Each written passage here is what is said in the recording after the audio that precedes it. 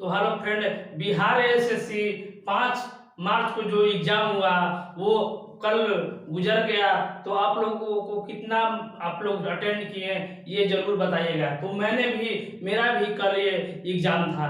तो कुछ प्रश्न आप लोगों के बीच हमने लाया है, जो ओरिजिनल क्वेश्चन जो आया हुआ क्वेश्चन है उसको आप लोगों के बीच हमने लाने का प्रयास किया है, ताकि आप लोग भी अपना इस आंसर मिला सके। चलिए शुरू करते हैं कि कौन कौन वो क्वेश्चन है। देखिए, लगभग हमने 32 क्वेश्चन जो मुझे याद रहा उसको आपके बीच लाने की कोशिश किया है। और देखिए मैंने कौन सा आंसर मारा था, आप लोग अगर गलत भी होगा तो आप लोग कमेंट में उसका जवाब जरूर दीजिएगा। चलिए शुरू करते हैं। तो देखिए, पहला क्वेश्चन जो है वो है, बांग्ला भाषा कौन सी लिपि है? बांग्ला भाषा कौन सी लिपि में है? तो इसका होगा बांग्ला भाषा देवनागरी लिपि। नागरी लिपि अगर आप लोग मारे होंगे तो आप लोग का सही है। बांग्ला भाषा जो है वो नागरी लिपि में ही है। तो आगे हम लोग देखेंगे कि फिरोज शाह का पुस्तक कौन सा है। उसका शीर्षक पूछ रहा था कि फिरोज शाह तुगलक का जीवनी का शीर्षक क्या था। तो ये इसका जो जीवनी का पुस्तक था वो फुतुहात ए फिरोज शाही था। फिरोज शाही। तो आप लोगों को अगर गलत लगे तो हमें जरूर कमेंट बॉक्स में कमेंट करके जरूर बताइएगा कि फिरोज शाह तुगलक का जो शीर्षक था वो फुतुहात ए फिरोज शाही नहीं होगा, कोई और होगा, जरूर बताइएगा। चलिए आगे आगे क्वेश्चन हम लोग देखेंगे। अगला क्वेश्चन जो था, इथोपिया की राजधानी कहाँ है? इथोपिया की राजधानी कहाँ है? इसका ऑप्शन बी में था अदीस अबाबा। अदीस अबाबा। तो अदीस अबाबा इसका सही है। अदीस अबाबा इसका आंसर आप लोग किए होंगे तो आप लोगों का सही है। इथोपिया की राजधानी अदीस अबाबा है। आगे हम लोग देखेंगे कि राजधानी में 2 सवाल पूछा था। इथोपिया का राजधानी पूछा था और दूसरा जो क्वेश्चन था वो पूछता कि क्यू किसका राजधानी है। क्यू किसका राजधानी है? तो ये अभी हाल ही में जो चर्चा में है, जहां युद्ध हो रहा है, तो उसका यूक्रेन का ये राजधानी है। यूक्रेन का राजधानी क्यू। तो अगर आप लोग क्यू यूक्रेन मारे होंगे तो आप लोगों का ये प्रश्न 100% एकदम सही है। तो देखिए आगे क्वेश्चन है कि किस आंदोलन में महात्मा गांधी ने भाग नहीं लिए? किस आंदोलन में महात्मा गांधी ने भाग नहीं लिया? तो मैंने तो यहाँ पर मुझे यह सस्पेंस क्वेश्चन लगा, क्योंकि इसका जो आंसर था वो 2 आंसर लगा था। एक था स्वदेशी आंदोलन, एक था स्वदेशी और दूसरा था भारत छोड़ो। भारत छोड़ो। तो मैंने जो आंसर किया है वो किया है भारत छोड़ो आंदोलन, क्योंकि भारत छोड़ो आंदोलन में महात्मा गांधी ने भाग नहीं लिया था। और ये मेरा गलत भी हो सकता है, इसमें मैं नहीं कहता कि ये सही ही है, यहाँ पर स्वदेशी भी हो सकता है। तो आप लोग जो सही होगा हमारे कमेंट बॉक्स में जरूर कमेंट कीजिएगा कि इसका क्या आंसर होगा, हम भी जानने की इच्छुक हैं। आगे देखेंगे कि प्रथम पंचवर्षीय योजना किस पर आधारित है? प्रथम पंचवर्षीय योजना किस पर आधारित है? तो ये है कृषि पर। प्रथम पंचवर्षीय योजना जो है वो कृषि पर आधारित है, ये सभी कोई जानता है। नेक्स्ट क्वेश्चन था कि लोधी वंश के संस्थापक कौन थे? लोधी वंश का संस्थापक कौन थे? तो ये थे बहलोल लोधी। बहलोल लोधी। लोधी वंश का संस्थापक बहलोल लोधी। इसका सही जवाब होगा ऑप्शन बी में था बहलोल लोधी। तो देखेंगे आगे देखेंगे कि बुद्ध चरित्र का लेखक कौन है? ये फंसाने वाला क्वेश्चन था। यहाँ पर नागसेन और अश्वघोष दोनों दिया हुआ था, तो ये इसमें फंसने वाला चीज नहीं है। बुद्ध चरित्र के जो लेखक थे वो अश्वघोष है। अश्वघोष आप लोग किए होंगे तो आपका सही जवाब होगा। बुद्ध चरित्र के लेखक जो है वो है अश्वघोष। आगे था क्वेश्चन कि बुद्ध चरित्र से ही एक और क्वेश्चन था कि बुद्ध चरित्र कौन सी भाषा में है? बुद्ध चरित्र कौन सी भाषा में है? तो इसका सही जवाब था पाली। बुद्ध चरित्र जो है वो पाली भाषा में लिखा गया है, जो पुस्तक है वो पाली भाषा में है। आगे हम लोग देखेंगे कि 1960 के बाद नेपाल में कौन सी व्यवस्था लागू की गई थी। 1960 में नेपाल में 1960 के बाद कौन सी व्यवस्था लागू की गई थी। तो ये मैंने सवाल को हमने जवाब नहीं दिया है, क्योंकि मुझे डिफिकल्ट लग रहा था कि दो में हम फंसे थे कि या तो राजतंत्र होगा, लोकतंत्र होगा, या तो राणा व्यवस्था था। तो इसमें हम दो में फंस रहे थे, तो इसका हमने जवाब नहीं दिया है। आगे अगला क्वेश्चन था कि भारत का वर्तमान मुख्य न्यायाधीश कौन है।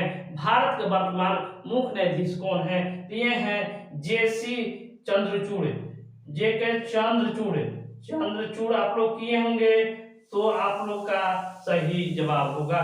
चंद्रचूड़ आप लोग किए होंगे तो आप लोग का सही जवाब होगा, क्योंकि ये न्यायाधीश जो हैं जेके चंद्रचूड़ हैं। तो नेक्स्ट क्वेश्चन आप लोग बीच देखिएगा कि 36वां खेल उत्सव कहाँ प्रधानमंत्री ने शुरू किया है। 36वां खेल उत्सव प्रधानमंत्री ने कहाँ शुरू किया गया है। तो ये था आप लोगों को गुजरात में ही ये 600 में शुरू हुआ था। तो वहां पर सिर्फ अहमदाबाद ही था,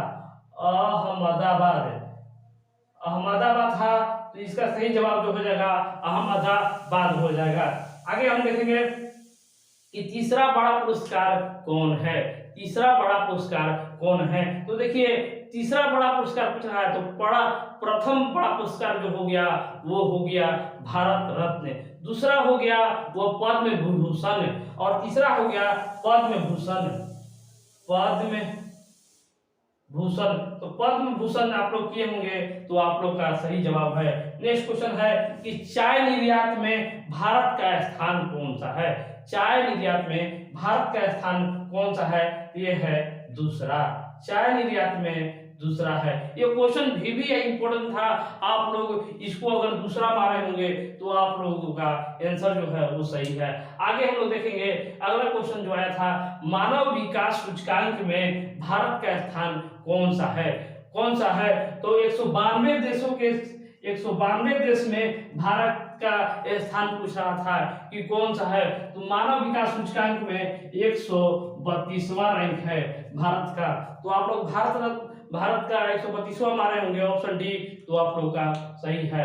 तो आगे क्वेश्चन है कि D4 बिल मैंने इसका जवाब नहीं दिया है। D4 बिल रामसार स्थल कहाँ है। तो ये जो है इसका आंसर हो जाएगा असम। तो अगर इसका आप लोग असम में आंसर दिए होंगे तो आप लोगों को का ये सही जवाब होगा। नेक्स्ट क्वेश्चन था कि लेंगम त्योहार किस देश के त्योहार है। लेंगम त्योहार किस देश का त्योहार है। तो ये है इंडोनेशिया। इसका भी मैंने जवाब नहीं दिया है, इंडोनेशिया है। और आगे हम लोग देखेंगे कि हिंदी भाषा का उत्कर्ष बढ़ावा देने के लिए कौन सा अनुच्छेद के बारे में पूछा था कि हिंदी भाषा से संबंधित है। तो हिंदी भाषा जो है वो 351 से संबंधित है, 351 से संबंधित था। और एक और क्वेश्चन था बम साइक्लोन किस देश से संबंधित है। तो बम था वो अमेरिका से संबंधित था, अमेरिका उसका सही जवाब होगा। नेक्स्ट क्वेश्चन आप लोगों के बीच है कि 1857 में फैजाबाद से नेतृत्व किसने किया था, किस भारतीय नायक ने किया था। तो ये है अहमदुल्ला शाह।